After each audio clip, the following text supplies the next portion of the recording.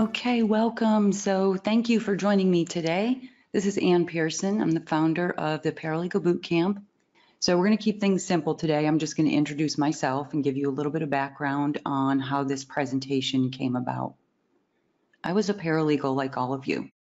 I started my paralegal career in the early 90s, and I worked in typically commercial litigation, antitrust, some construction litigation, all the fun stuff. After about 12 years or so of doing that, I was recruited to join another firm as their paralegal manager.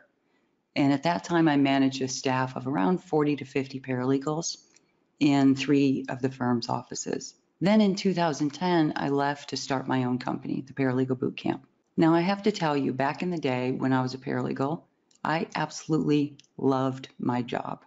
I loved my career. I worked with a great group of attorneys who respected me, gave me high-level work, had me traveling around the country working on their cases and going to trials. I felt like I was an indispensable member of their team. I was literally the type of person who looked forward to going into work every day. And it didn't bother me at all to work late or on the weekends. Now, I'm not saying I was doing cartwheels down the hall on Saturdays because I was so excited to give up my weekend, but I honestly loved my career. Even though I felt that way, I saw things were different with some of the other paralegals at the firm. Back then, I didn't understand how they could complain so much about disliking being a paralegal when they were in the same job as I was. They were working with the same people. We all had the same benefits, probably around the same pay. It wasn't until I started training some of the new paralegals that I was hiring back when I was a manager that I started looking at it more closely. Why did some paralegals feel like they were indispensable members of the team and others didn't? And I took that project on even more so after I started the Paralegal Boot Camp, because then I had access to thousands of paralegals that I'd meet from across the country, not just the ones in Atlanta, New York, and San Diego. I was determined to figure out why some paralegals thrive and others don't.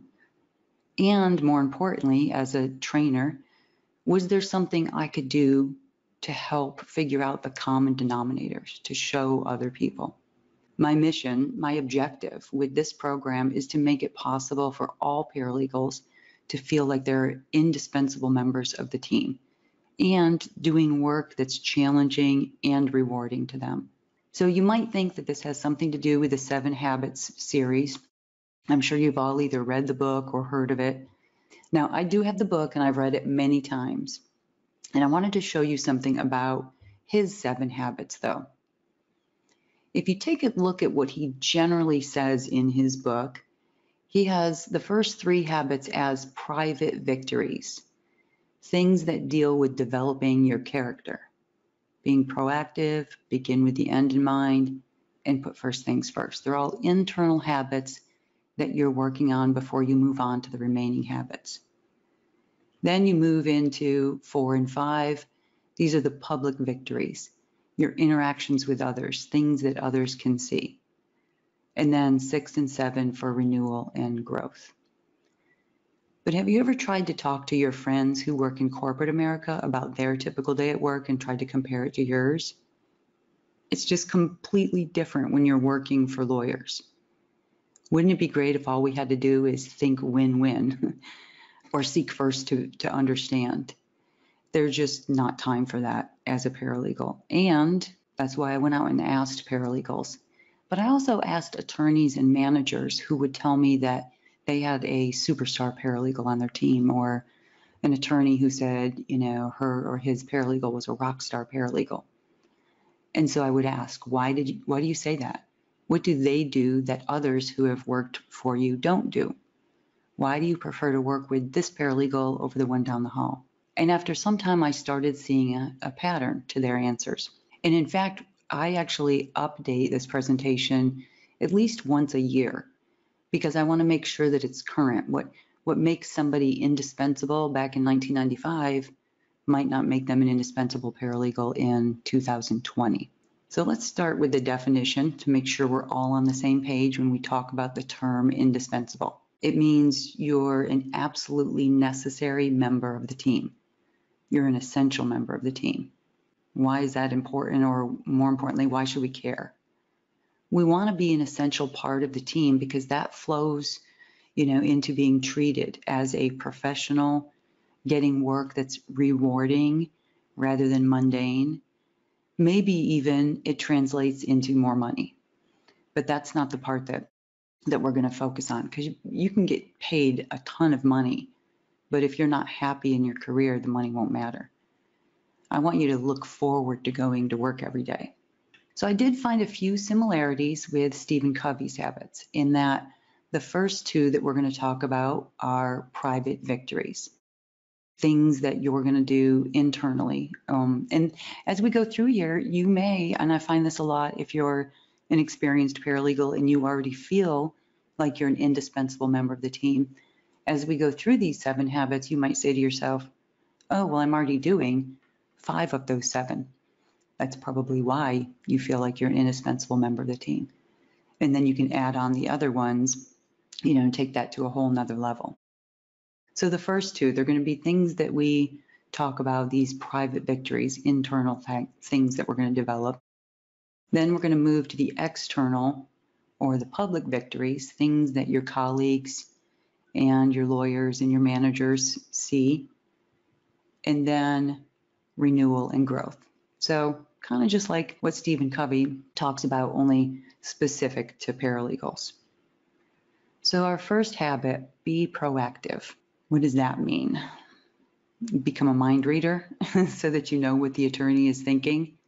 That would be a great superpower to have.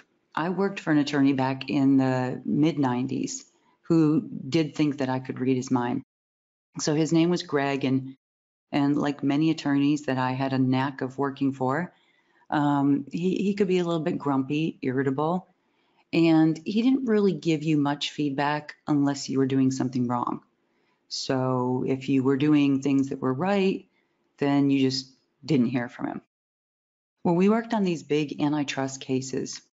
We had a secretary on the team, and Debbie had been a secretary, legal secretary, for many, many years, like 20 years or so at least, and had been at the firm much longer than I had been. So I'm only about maybe 5 years into my paralegal career, still feeling a little green, but knowing, enough about litigation. So on this big antitrust case, all these pleadings and discovery would come in every day, like 30 or 40 of them from all over the country, all these different. And Debbie was really good about filing things every day before she left. At 4:30, everything was in the file that came in that day, and it was updated. Well, she was also supposed to make copies of those things and circulate them to the entire team. There were 4 attorneys, myself, and her on the team, so I was the only paralegal. Well, she would frequently leave me off the routing list. Before we were using computers all that much. I mean, we were still using them, but the paper pleadings used to come in, and you would put a little Post-it on it with a name to route it to the next person. You'd check your name off the list and put it in your outbox, and it would get routed to the next person. She would frequently leave me off. I went to talk to her and said, you forgot to put me on all these notices of depositions, and so I didn't know that the depositions were coming up next week. And she turned around and yelled at me. I don't work for paralegals. Get out of my face. And I was scared of her, so I did. I got out of her face.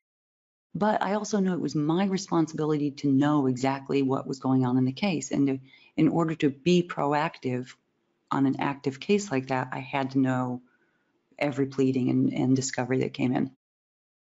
So I did a workaround. When she would leave every day at 4:30, I would sneak into the file room that was right near her little cubicle area, and I would make copies myself of everything that came in that day so that I knew for certain that I could be proactive on these cases. And so that the end of that year on my performance review, Greg wrote, Anne knows what I need before I even know that I need it. Clearly, she can read my mind. What he didn't know is this tremendous amount of effort I had to put into on this workaround to be able to know what was going on in the case. And so when you think about, mind reading or being proactive, this first habit, think about, what is it that I could do? Is there a workaround? Instead of saying, well, I can't do anything about it because the secretary won't give me access to the file or for whatever reason. So let's look at the definition of proactive. Online there's dozens of different definitions, but I found this one that relates most to paralegals. And it says in order to be a proactive individual, you have to have 3 key behaviors. Anticipatory, that involves acting in advance of a future situation rather than reacting to it. Change-oriented, taking control of something and causing something to change rather than adapting to a situation or waiting for something to happen. And self-initiated behavior. The proactive person doesn't need to be asked to act, nor do they require detailed instructions. Doesn't mean you don't need any instructions, just means you don't need step-by-step detailed instructions. Now, what's interesting is in Stephen Covey's book, his definition of proactive. Your behavior is a function of your decisions, not your conditions. That you have the power to decide what your response is going to be. That reactive people believe that the world is happening to them, whereas proactive people don't blame circumstances, they change their mindset. Like that Debbie situation, I could have just said, okay, well, I'll just rush around every time a deposition comes up because I don't know what's going on because Debbie says she's not sending me files. So think about from Stephen Covey's perspective, it's coming up with a workaround. Instead of looking at your conditions, make a decision that you're going to change that. So here's an exercise that I like to do. When I do this live, we usually work on it together. Take a look at this and say, okay, so here are 2 typical things that might happen as a paralegal. The attorney procrastinates and now I have to work late. Not that any attorney we know ever procrastinates on anything. On the reactive side, list, what you would do. Well, it would be work late to get it done. On the proactive side, if we know the attorney procrastinates, what can we do? Get notice about things that are coming in, get access to their calendar. There's all kinds of other different decisions that we can make based on this condition of the attorney procrastinating. And then do the same thing with, and you can make up your own, whatever condition that you're dealing with in your office or in your job, your position as a paralegal. What's the reactive approach versus the proactive approach? How can I change my decisions that I'm making instead of just accepting those conditions?